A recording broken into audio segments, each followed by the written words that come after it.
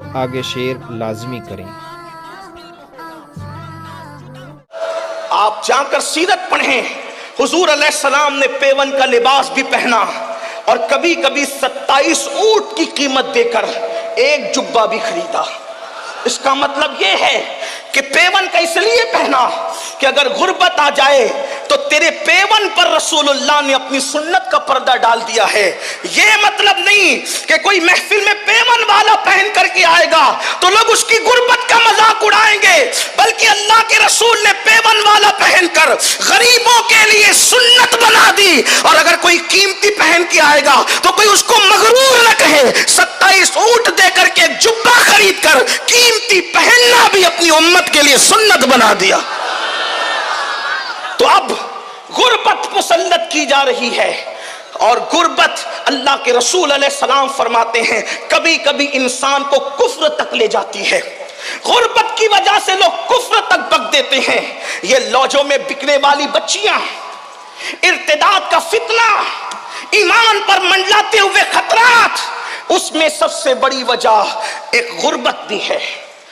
غربت کی چکی میں لوگ پس رہے ہیں۔ اس لیے میں بہت طویل میں عرض کر چکا ہوں کہ عصر کا وقت قریب ہے، جلدی سے اپنی گفتگو کو شارٹ کر کے مکمل کرنا ہے۔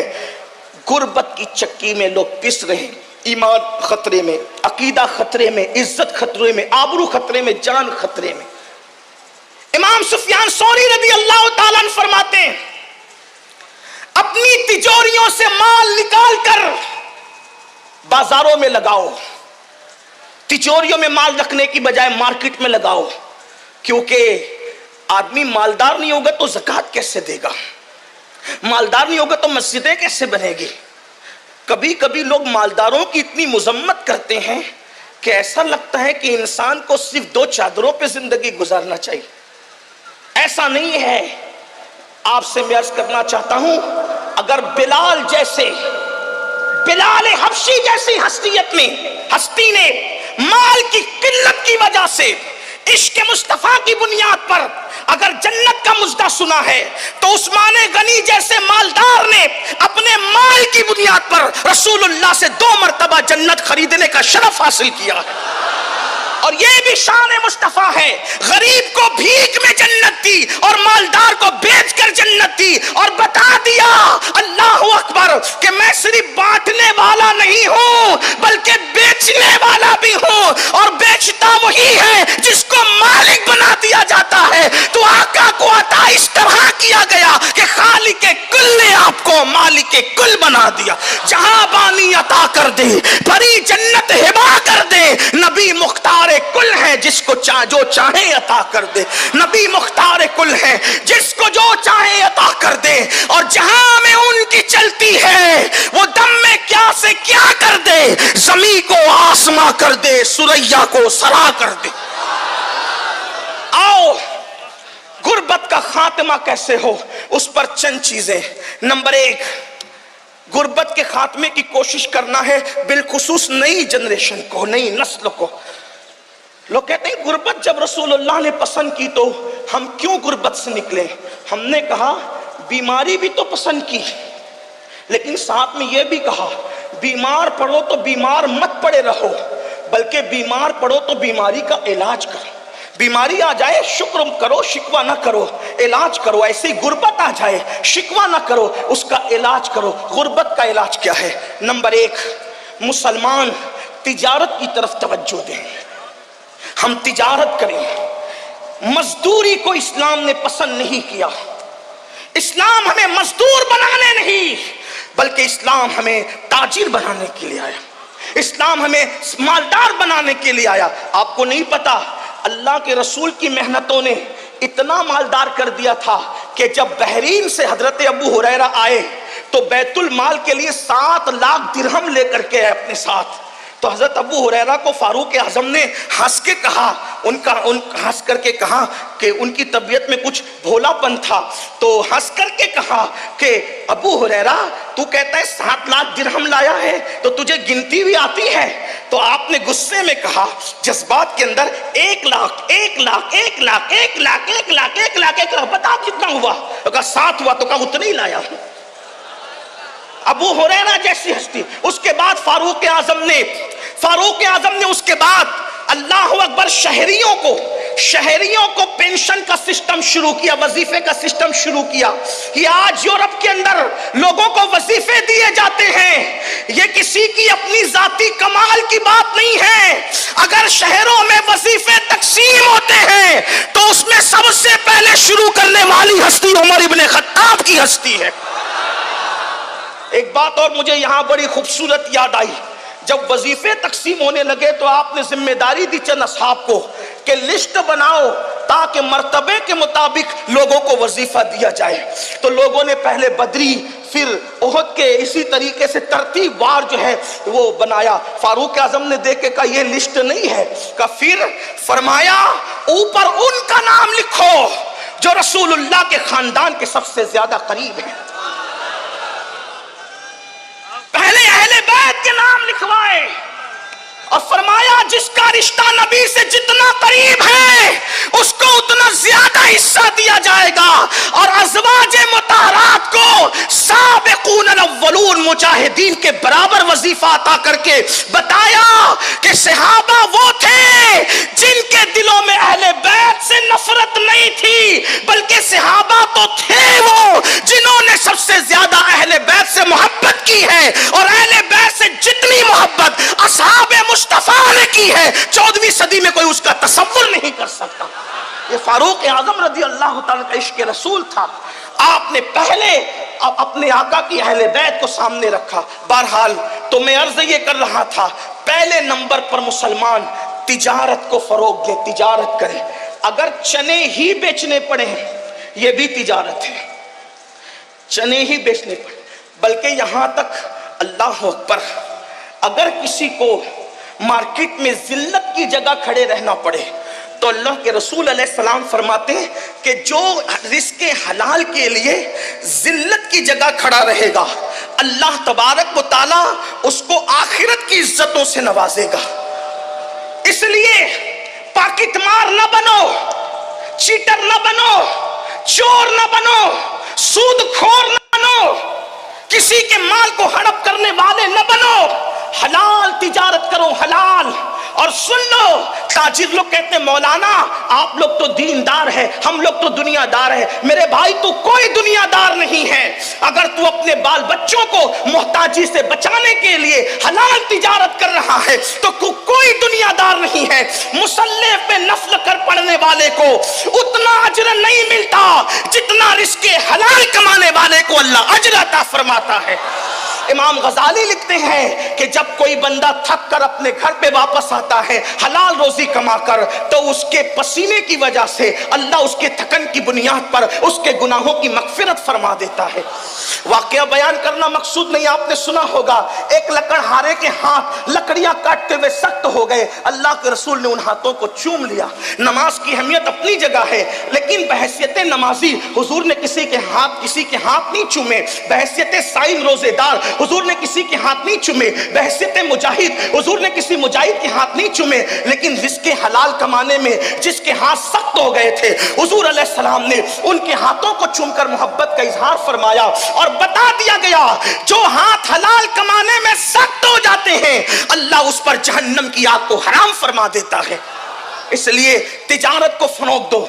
लेकिन आज के लड़के तो व्हाट्सएप पे लगे हुए हैं, फेसबुक पे लगे हुए हैं, मोबाइल पे लगे हुए हैं, लड़कियों में लगे हुए हैं, बुराइयों में लगे हुए हैं। कैसे तिजारत करेंगे? सारी दुनिया सुबह उठती है और हमारे जवान रात के 3 बजे तक सोते हैं और 12 बजे 1 बजे जब सारी दुनिया का आधा काम हो चुका होता है उस वक्त तो वो बेदार होते हैं। फजूल न बनो, फालतू न बनो, तिजारत करो, तिजारत में बरकत है। लोग कहते हैं तिजारत क्या करें? मैंने कहा जब मुल्क शाम की मंडी में साहिब मेराज आमिना का लाल बहैसियत ताजिर खड़े हो सकते हैं तो हमारी क्या हैसियत है, हमारी क्या औकात है? घर पे बैठकर नरम गद्दों पर बेकार न बनो, तिजारत करो। बल्कि अल्लाह के रसूल अलैहिस्सलाम ने फरमाया सच्चा ताजिर अंबिया, सिद्दीकीन और शुहदा के साथ जन्नत में दाखिल किया जाएगा। सच्चे ताजिर को नबियों के साथ जन्नत में दाखिले की बशारत। इसलिए सच्चे ताजिर बनो। और एक बात आपसे कहता हूं, माल कमाओ लेकिन हराम और हलाल में तमीज करो। ये नहीं कि जंगली रमी से भी माल आ रहा है तो ले लो, जुए से भी आ रहा है तो ले लो। नहीं, جوا حرام ہے اور جوا تباہ ہوگا، جوا برباد ہوگا، سود ہلاک ہوگا، سود برباد ہوگا۔ اس لیے حلال ذریعے سے شارٹ ٹائم میں کروڑ پتی بننے کے چکر میں، ایزی منی کے چکر میں، راتوں رات کروڑ پتی بننے کے چکر میں اسلام سے ہٹ کر کوئی دوسرا راستہ اختیار نہ کرنا، ورنہ تباہ ہو جاؤ گے۔ حرام آتا نظر آتا ہے لیکن اس میں برکت نہیں ہوتی۔ کیا آپ نے بار بار نہیں سنا؟ اللہ اکبر، سور کے کتنے بچے پیدا ہوتے ہیں، کتے کے کتنے بچے پیدا ہوتے ہیں، لیکن وہ حرام ہے، اس میں کوئی برکت نہیں۔ ہر دروازے پر نہ سور نظر آتا ہے، نہ ہر دروازے پہ کتا نظر آتا ہے، لیکن اللہ اکبر بکریاں حلال ہے، ہر سال کروڑوں اربوں خربوں کی تعداد میں ذبح ہوتی ہے، اس کے باوجود بھی ہر دروازے پر کم و بیش نظر آتی ہے۔ وجہ حلال ہے تو اللہ نے اس میں برکت عطا فرمائی ہے، اس لیے حلال کو لازم پکڑو۔ اللہ اکبر۔ پہلے نمبر پر تجارت، جلدی جلدی سے گفتگو اینڈ کی طرف جاتی ہے۔ دوسرے نمبر پر زراعت، اس لیے کہ اگر تجارت نہیں کر سکتے تو چلو کسان بن جاؤ، زراعت کا پیشہ اختیار کرو۔ ہمارے ابا جان حضرت آدم علیہ السلام نے زراعت کا پیشہ اختیار فرمایا۔ اللہ اکبر۔ انبیاء الگ الگ پیشے سے وابستہ رہے۔ اللہ اللہ۔ حضرت آدم علیہ السلام زراعت کرتے تھے۔ اچھا، زراعت اور کسان بننے میں فائدہ کیا ہے؟ ایک تو وہ پیسہ بھی دیتا ہے اور دوسرا اجر بھی دیتا ہے۔ یعنی آپ نے جو پودا بویا ہے، آپ نے جو درخت لگایا ہے، جب تک وہ تر رہے گا وہ اللہ کا ذکر کرے گا، جب تک ذکر کرے گا آپ کے نام اعمال میں ثواب لکھا جاتا رہے گا۔ جو اس کے سائے میں بیٹھے گا آپ کو ثواب ملے گا، جو اس کے پھول کی خوشبو سونگے گا آپ کو ثواب ملے گا، جو اس کا پھل کھائے گا آپ کو ثواب ملے گا۔ حتیٰ کہ اگر اس سے چڑیا بھی دانا چگے گی اللہ آپ کو اس کا بھی اجر عطا فرمائے گا اور صدقے کا اجر عطا فرمائے گا۔ یہاں تک کہ درخت لگا کے مر جاؤ گے تو مرنے کے بعد بھی جب لوگ اس سے فائدہ اٹھائیں گے تو اللہ آپ کی قبر میں آپ کو آرام عطا فرمائے گا۔ پیسے بھی آ رہے ہیں اور اجر بھی مل رہا ہے، یہی مذہب اسلام کی خصوصیت ہے۔ نمبر 3، تجارت، زراعت، اور اس کے بعد پھر دستکاری، کاراگیری کرو۔ آج کل لوگ گھر میں بیٹھ کے پیسے کمانا چاہتے ہیں۔ حضرت داؤد علیہ السلام اللہ کے پیغمبر ہیں، اللہ کے نبی ہیں، سلیمان علیہ السلام کے والد ہیں۔ آپ روزانہ بھیس بدل کے نکلتے تھے کہ میں اپنے بارے میں پوچھوں کہ میری کمی کیا ہے۔ حالانکہ جو بھی نبی ہوتا ہے اس میں کبھی کوئی کمی نہیں ہوتی، کیونکہ نبی کو اللہ کامل و اکمل بنا کر بھیجتا ہے، چاہے اس کا نسب ہو، چاہے اس کا حسن ہو، چاہے اس کا علم ہو، چاہے اس کا تقوی ہو، اس کا بولنا ہو، چلنا ہو، پھرنا ہو، معصوم ہوتا ہے نبی۔ لیکن جن کے رتبے ہیں سوا، ان کو سوا مشکل ہے۔ اللہ کے پیغمبر داؤد علیہ السلام جو ہے وہ پوچھتے تھے بھیس بدل کر کہ میں اپنے بارے میں پوچھوں کیا کمی ہے۔ جس سے ملتے تھے سب کہتے تھے کیا پیغام، کیا انسان ہے، کیا ہستی، سب تعریف کرتے تھے، لیکن آپ مطمئن نہیں ہوتے تھے، کچھ تو ہے، کچھ تو ہے۔ ایک دن اللہ نے جبریل علیہ السلام کو بھیجا، کہا آپ جاؤ اور بتاؤ، آئینہ دکھاؤ کیا کرنا ہے۔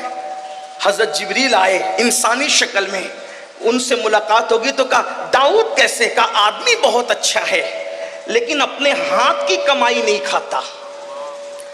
آدمی بہت اچھا ہے مگر اپنے ہاتھ کی کمائی نہیں کھاتا۔ اگر اپنے ہاتھ کی کمائی کھائے تو پھر اور بات ہے۔ پلٹے روتے ہوئے اور اللہ سے دعا کی، مولا مجھے کوئی ہنر سکھا دے۔ تو اللہ نے آپ کے ہاتھ میں لوہے کو ایسے نرم کر دیا جیسے عورتوں کے ہاتھ میں آٹا نرم ہوتا ہے، اور اللہ نے ان کو زرہ بنانے کا ہنر سکھایا۔ بادشاہ ہو کر بھی زرہ بناتے تھے اور بیچ کر کے اپنا جو ہے وہ رزق حاصل کرتے تھے۔ نبی زرہ بنا سکتا ہے، نبی زراعت کر سکتا ہے، نبی تجارت کر سکتے ہیں۔ ہمارے اندر کون سے سرخاب کے پر لگے ہیں کہ ہمیں شرم آتی ہے تجارت کے لیے، زراعت کے لیے؟ نہیں، آؤ غربت دور کریں، اور اس کے لیے کچھ اور طریقے۔ نمبر 1 کہ جو غریب لوگ ہیں ان کی غربت دور کرنے کے لیے اسلام نے زکوٰۃ کا نظام قائم کیا ہے۔ 2.5% زکوٰۃ اپنے مال سے ہر سال نکالو۔ آج مسلمان زکوٰۃ چور بھی ہوا ہے، نماز چور بھی ہے، زکوٰۃ چور بھی ہے۔ 1 پیسہ اگر زکوٰۃ کا بچا کے رکھو گے،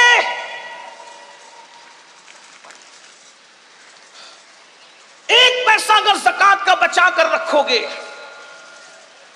تو وہ پیسہ آپ کے دوسرے اچھے پیسے کو بھی تباہ دی۔ اللہ کے رسول علیہ السلام فرماتے ہیں جو اپنے مال کی پوری پوری زکوٰۃ ادا کرے اللہ اس کے مال کو اپنے قلعے میں محفوظ کر لیتا ہے۔ مجھے بتاؤ جس کا مال اللہ کے قلعے میں محفوظ ہو جائے پھر اس کے مال کو کون کیا کر سکتا ہے؟ لوگ کہتے ہیں میرا مال بیوپاری لے کر کے بھاگ گیا، ڈوب گیا، یہ ہوا وہ ہوا۔ زکوٰۃ نہیں دیتے، غریبوں کا حق نہیں دیتے، اس لیے کوئی لے کر کے بھاگتا ہے۔ واللہ اگر ایک ایک پائی کی زکوٰۃ نکال دو تو اللہ کے سچے نبی نے فرمایا کہ جس نے زکوٰۃ نکال دی اس کا مال اللہ کے قلعے میں محفوظ ہو گیا۔ ایک بات۔ دوسری بات، جب زکوٰۃ نکالو تو زکوٰۃ کو کوئی سسٹم سے تقسیم کرو۔ کچھ لوگوں کو تو ہم نے 200 روپے تقسیم کرتے دیکھا، ٹھیک ہے اس پہ کوئی شرع کا حکم نہیں کہ تملیغ شرط ہے فقیر کے لیے، لیکن آپ سے پوچھتا ہوں کم سے کم ایسا ہو جائے، علماء کرام بیٹھے ہوئے صرف اپنی اصلاح کی خاطر ایک مشورہ دے رہا ہوں، آپ کی مشورہ ہے میرا کہ اپنی زکوٰۃ کو 3 حصوں میں تقسیم کریں اگر ہو سکے تو۔ نمبر 1، ایک حصہ اپنے رشتہ داروں میں تقسیم کریں۔ نمبر 2، ایک حصہ عام مسلمانوں میں تقسیم کریں۔ اور نمبر 3، ایک حصہ مدارس دنیا میں تقسیم کریں۔ اس سے یہ ہوگا کہ آپ کے رشتہ داروں کی غربت بھی دور ہوگی، عام مومنوں کی غربت بھی دور ہوگی، اور جو مدارس اسلامیہ جو دراصل ہمارے مذہب کی جان ہے، اللہ کے رسول علیہ السلام نے فرمایا العلم حیات الاسلام و عماد الدین، کہ علم اسلام کی زندگی ہے اور دین کا ستون ہے۔ جب تک کہ یہ مذہبی ادارے قائم ہیں انشاءاللہ ہمارا دین زندہ رہے گا۔ اس لیے ان کو بھی مضبوط کرنا ضروری ہے، لیکن اس کے لیے تھوڑی گزارش اتنی ہے کہ جہاں دے رہے ہیں وہاں آنکھ کھول کر کے دیکھو کہ کام ہو رہا ہے کہ نہیں ہو رہا ہے۔ اگر واقعی صحیح کام ہو رہا ہے، زمین پر ہے ادارہ تو ٹھیک ہے، اگر آسمانوں پر یا تصورات یا تخیلات میں ہے تو پھر آپ اس کے ذمہ دار ہیں۔ کچھ لوگوں کا حال یہ ہوتا ہے کام نہیں دیکھتے بلکہ جہاں نام ہوتا ہے وہاں دیکھتے ہیں، پھر چاہے وہ صحیح جگہ ہو چاہے غلط جگہ۔ اس میں بھی مجھے ایک بات یاد آتی ہے، دراصل پھر آپ کا بلکہ ہم بولنے والوں کا بھی کیا قصور۔ ایک شخص حضرت محبوب الہی کے پاس ہے نظام الدین اولیاء، کہ حضور میری زکوٰۃ ہے اور آپ میرے مرشد ہیں، آپ نیک اللہ والے، جس کو چاہے دے دیں۔ لیکن وہ بھی اللہ والے تھے، وہاں لے کر کے جھولی میں ڈالنا تو تھا نہیں، انہوں نے ہاتھ میں نہیں لیا، فرمایا بیٹا خانقاہ کے سامنے جا، پہلا جو بندہ نظر آئے گا اس کو دے دینا۔ تو دے دیا۔ وہ محبوب الہی کے بڑے نیک اور متقی مرید تھے، تو دوسرے کو رشک آیا، ارے اس کی زکوٰۃ تو بڑی صحیح جگہ گئی، تو دوسرا بھی لے کر کے آیا، سرکار میری بھی قبول کرے۔ میں جا پہلے خانقاہ کے دروازے پہ جو پہلے دکھے دے دینا۔ ایک شرابی ڈولتے ہوئے آ رہا تھا، حضرت کا حکم تھا دے تو دیا، منہ اتار کے آیا، کہا سرکار اس کی ایسی جگہ میری ایسی جگہ۔ آپ نے مسکرا کے کہا بیٹا میرا قصور کیا ہے، جیسا مال تھا ویسے کے پاس پہنچ گیا۔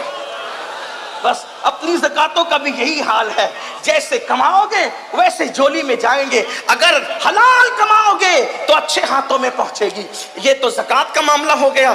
اگر زکات کی وعید بھی بہت ہے نہیں دینے پر، میں اس پر بھی گفتگو نہیں کرتا، کیونکہ ابھی 2 نکات پر اور گفتگو آپ سے کر سکتا ہے، کرنے کی شہادت حاصل کرنا ہے۔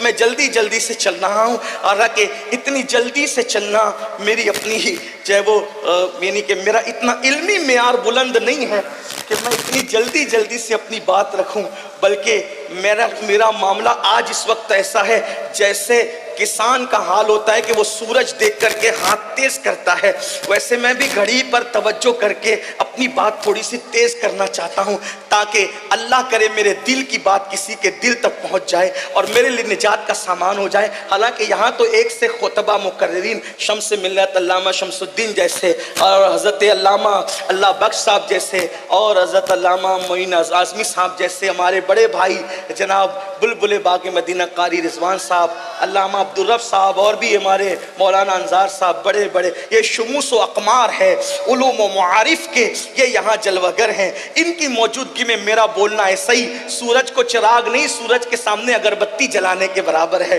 لیکن میں بات جلدی سے پوری کرنا چاہ رہا ہوں۔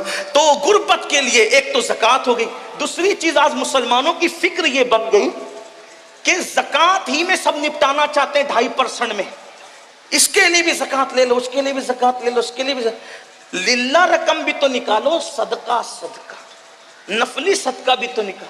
हदीस पाक में आता है तुम्हारा नफली सदका जब तुम किसी को देते हो, नफली ज़कात तो मुस्तहिकी को दी जाएगी वरना अदा नहीं होगी, लेकिन नफली सदका सबको दिया जा सकता है। जब हम नफली सदका देते तो उसकी फजीलत यह है कि जिसको नफली सदका देते हो उसके हाथ में बाद में आता है, पहले वो अल्लाह के दस्ते कुदरत में पहुंचता है।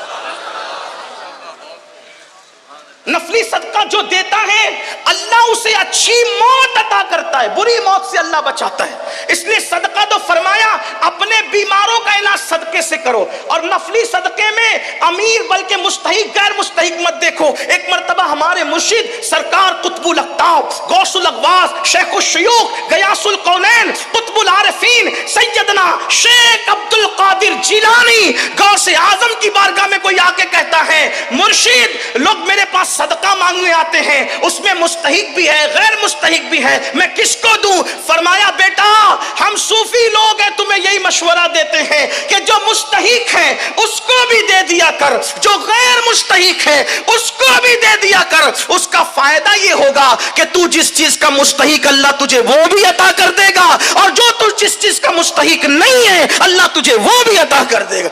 जब तू गैर मुस्तहिक को देगा तो अल्लाह तुझे भी अता फरमाएगा। इसलिए सदके को आम करें। फिर उसके बाद और भी गुर्बत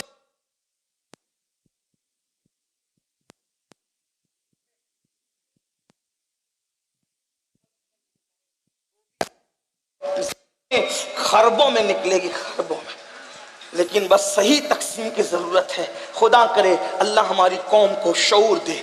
दूसरा मसला है जिहालत। जिहालत हर बुराई की जड़। जाहिल जो करेगा उसकी तवक्को आप किसी से नहीं रख सकते। पहली बात, पहले जिहालत की तारीफ सुन लें। जिहालत उसको कहते हैं इल्म न होने की बुनियाद पर इताअत इलाही से मुंह मोड़कर हर काम दुनिया के लिए करना, यह जिहालत है। ओनली जिहालत, मुकम्मल जिहालत, फकत जिहालत। तवज्जो फिर सुने। और भी तारीफ हो सकती है इसलिए कि लोगों के अलग अलग नजरियात हैं, मैं जहां से पढ़ रहा हूं वहां से कह रहा हूं।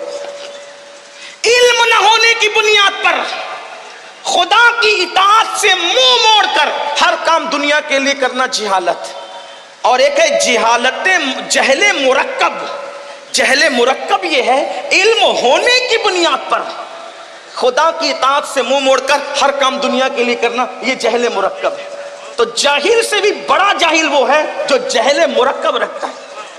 लेकिन आपसे कहना चाहता हूं इस्लाम हर जिहालत को मिटाने के लिए आया है, इसलिए हम इल्म की तरफ तवज्जो करें। आज देखिए नमाज पढ़ना नहीं आती, जिहालत। वुजू करना नहीं आता, जिहालत। नमाज जुमा के मसाइल नहीं मालूम, जिहालत। हज के मसाइल नहीं मालूम, जिहालत। माँ बाप की नाफरमानी नहीं मालूम, जिहालत। औरतों पे पाप की नजर, जिहालत। जिना शराब ये सब गंदगी जो फैले, जिहालत। कत्ल गारतगरी, जिहालत। ये सब जिहालत के मसाइल हैं। आइए जिहालत को दूर करें और जिहालत का खात्मा करें। मुसलमानों से मेरी इतनी गुजारिश है, अपनी दौलत का दौलतमंद लोग अपनी दौलत का सही इस्तेमाल करें और जिहालत के खात्मे के लिए इदारे बनाए। और ऐसे साफ सुथरे इदारे हमारे अमीर, हमारे कायद हुजूर अमीर सुन्नी दावत इस्लामी ने एक फिक्र ये दी लोगों को, बल्कि वो देते ही रहते हैं कि लोग इल्हाद के माहौल में इल्म बांट रहे हैं और लोगों को इल्हाद और बेदीनी की तरफ ले जा रहे हैं। और सुन्नी दावत इस्लामी इश्क रसूल के माहौल में लोगों को अंग्रेजी तालीम देती हुई नजर आ रही है। उसके लिए अल्हम्दुलिल्लाह शुरुआत हुई तो बहुत से इदारों का क़याम भी आ गया।